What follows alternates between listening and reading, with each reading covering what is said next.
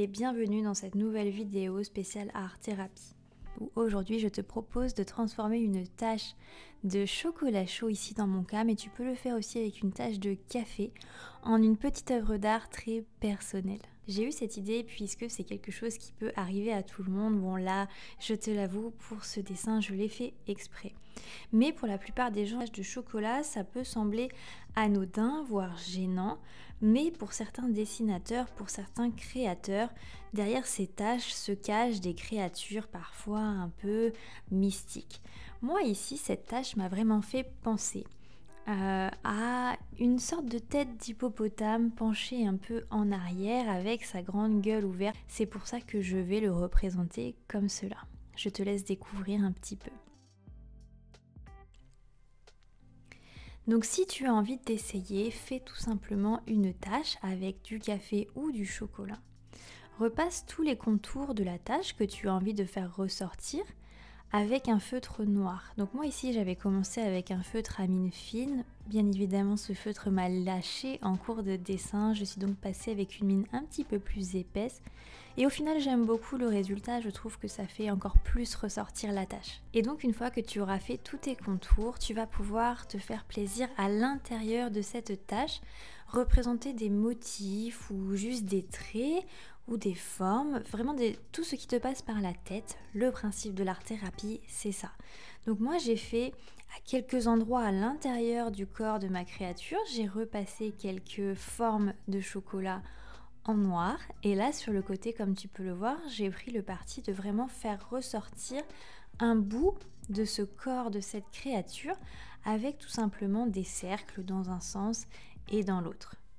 Comme je le répète beaucoup sur les autres réseaux, pour moi l'art thérapie c'est vraiment faire exploser ta créativité, stimuler ton cerveau. Donc tout ce qui peut t'arriver dans ton quotidien peut être sujet à pratiquer l'art thérapie. C'est ce que j'ai vraiment envie de prôner sur cette chaîne, te proposer des exercices qui vont sortir de l'ordinaire auquel tu n'aurais pas forcément pensé pour t'aider à développer cette créativité et lâcher prise le temps d'un instant.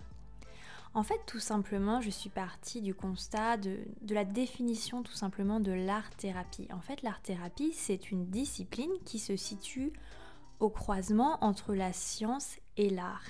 Ça a vraiment un champ d'application très large puisqu'on va passer de la psychologie à la psychothérapie.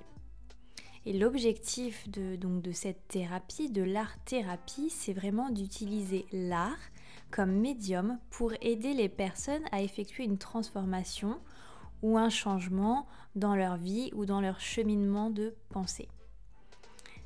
L'objectif d'une séance en art-thérapie, donc avec un art-thérapeute, mais tout simplement l'objectif d'un moment pour toi en art-thérapie, c'est d'utiliser l'activité artistique pour réorganiser le processus naturel d'expression. C'est une thérapie vraiment qui peut t'aider à résoudre de nombreux cas de stress ou d'anxiété. On peut même aller jusqu'à résoudre des cas de démence ou aider les personnes atteintes d'Alzheimer si vraiment on se fait suivre, si on se fait accompagner dans cette pratique. Il y a vraiment deux idées majeures qu'on retrouve dans l'art-thérapie. C'est vraiment le processus de création qui va être le moyen d'expression, mais aussi le fait que c'est un moyen de communication symbolique, l'art étant au final une œuvre de l'esprit. Je tiens à rappeler aussi, je le souligne très souvent, mais quand on pratique l'art-thérapie, on n'est pas un artiste. Il faut vraiment oublier cette croyance. L'art-thérapie, c'est fait pour tout le monde, pas besoin d'avoir de grandes capacités. L'avantage aussi de l'art-thérapie, j'y reviendrai dans d'autres vidéos, mais c'est qu'on peut utiliser n'importe quel canal. Le dessin va parler à un certain type de personnes, mais peut-être que d'autres personnes arriveront plus à s'exprimer, à ressentir et à ressortir leurs émotions avec le canal du théâtre ou de la danse. Donc vraiment, le champ d'application de l'art-thérapie est multiple et chacun peut y trouver son compte puisqu'il y a énormément de canaux disponibles, il faut juste savoir les exploiter. Donc l'art-thérapie, je le répète, on n'a pas besoin d'être un artiste. L'art-thérapie, c'est tout simplement faire émerger notre personnalité artistique afin d'aboutir à un changement ou à une meilleure connaissance de nous-mêmes. Allez, je vais profiter aussi du fait que cette vidéo est un petit peu longue pour aller plus profondément dans le sujet et remonter un peu à l'époque de l'Antiquité, parler un petit peu plus philosophiquement de l'art et donc de l'art-thérapie. Donc déjà dans l'Antiquité en Grèce, le théâtre, donc le canal du théâtre, a vraiment une fonction d'expression. C'est-à-dire que ça permet de se libérer et selon Aristote, de purifier ses passions. L'art, c'est une expression, une activité qui est unique à la conscience humaine et semble avoir de nombreux effets bénéfiques sur l'homme. Donc ça, c'est selon Aristote. Et donc c'est vraiment devenu un sujet majeur de la réflexion philosophique. Les théories vont s'affronter. Par exemple, pour certains, l'art permet de vivre en embellissant un monde bien trop difficile à supporter, quand d'autres nous expliquent que l'art est un moyen d'accès à la connaissance. Plotin, lui, dit que l'art imite le monde et contient le modèle qui l'imite.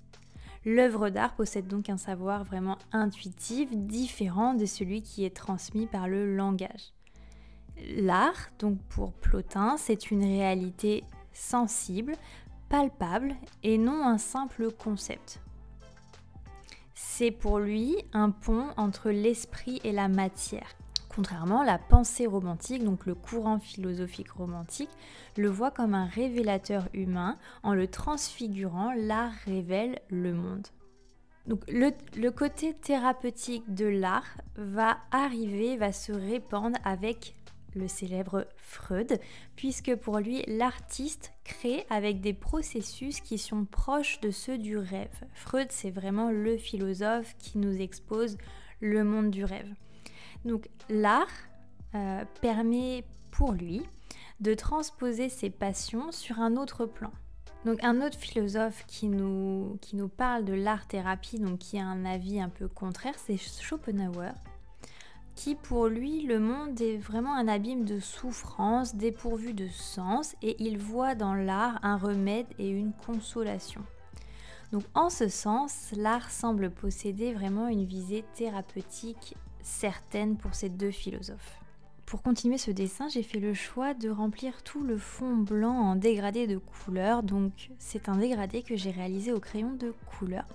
Ceux-ci, ce sont vraiment des crayons de couleur. J'avais envie de me challenger avec des crayons de couleur vraiment secs, entrée de gamme, premier prix. Donc c'est pas l'idéal, mais je voulais te montrer que même si on n'a pas forcément du super matériel, on peut pratiquer l'art-thérapie. Donc encore une fois, pas de barrière.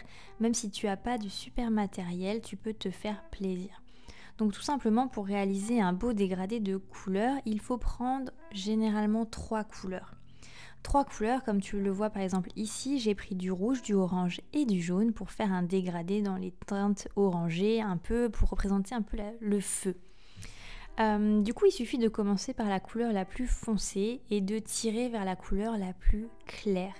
Donc tu commences comme là ici avec le rouge sur le plus foncé, que tu étires. Au début, tu appuies peut-être un petit peu plus fort et ensuite tu appuies un petit peu moins.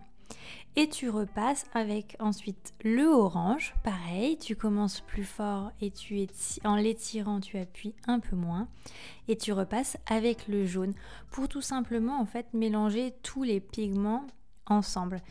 Et ensuite tu repasses les couleurs à ta convenance. Et petite astuce, si tu as envie d'encore mieux mélanger les couleurs et estomper les traits qu'on peut avoir avec les crayons de couleur, prends un petit mouchoir et estompe légèrement ta couleur. Repasse par-dessus et tu vas voir les couleurs, les pigments vont se mélanger et cela va donner un aspect beaucoup plus homogène, beaucoup plus sympa.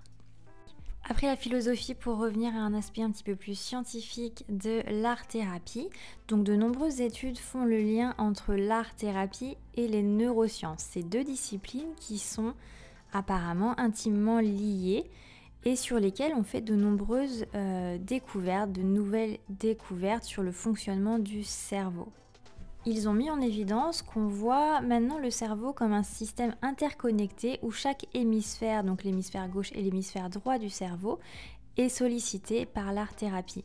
L'hémisphère gauche correspond à l'explicite, le rationnel et le conscient, donc ce qui va être verbal, et l'hémisphère droit à ce qui est expérimental, inconscient et non verbal. Par exemple, il semble que les traumatismes restent bloqués dans une région inconsciente de notre cerveau. Par conséquent, une simple communication verbale ne peut pas permettre de déceler ces traumatismes. Et lors de la pratique artistique, la vision, la kinesthésie et la motricité sont mobilisées. Donc de là, on va tracer vraiment un chemin vers les zones inconscientes de notre cerveau.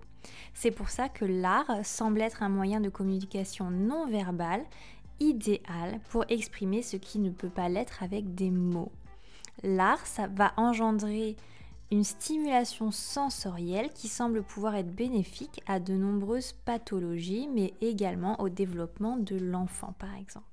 Alors, pour finir, si je peux résumer ce que j'ai voulu t'énoncer ici en passant un peu du courant philosophique au courant plus scientifique pour t'expliquer l'art-thérapie, tout simplement, ce que je voulais ici montrer, c'est en quoi la pratique artistique peut aider un individu à développer sa personnalité et sa créativité. Tout simplement parce que l'art-thérapie va se focaliser sur les valeurs de la personne, sur sa perception des choses, sur ses habitudes et sur son attention qu'elle a au moment de la pratique.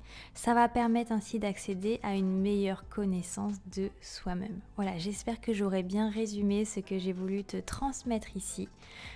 Si ce contenu t'intéresse sur l'art-thérapie et si tu veux encore plus d'exercices, n'hésite pas à t'abonner et à activer la petite cloche pour ne rien louper. Je suis aussi présente sur les autres réseaux, n'hésite pas à aller voir dans ma bio YouTube. Tout est expliqué et tous les liens sont présents. Enfin, j'aimerais que tu me mettes en commentaire pour pouvoir adapter mes prochains exercices. Dis-moi en commentaire quel canal te touche le plus en art, puisque comme je l'ai dit, il y a de multiples canaux en art-thérapie et chacun a sa propre sensibilité. Donc j'aimerais savoir si toi tu es plus dessin, ou plus théâtre, ou plus danse, ou toute autre pratique artistique. Dis-le moi en commentaire, ça m'intéresse et j'essaierai par la suite d'apporter des exercices différents pour chacun sur des canaux différents. On va essayer de varier un petit peu cette chaîne. Et je vais aussi continuer, je pense que tu as dû le voir, on est déjà à la couleur jaune et à la couleur verte. Je vais aussi continuer l'analyse de la couleur puisque c'est vraiment une des bases en art-thérapie, l'étude de la couleur, puisque chaque couleur a une symbolique différente pour chacune des personnes. Donc n'hésite pas à t'abonner si tu ne veux louper aucune de toutes ces vidéos et si tu veux avoir un maximum de conseils et d'exercices en art-thérapie. À très bientôt.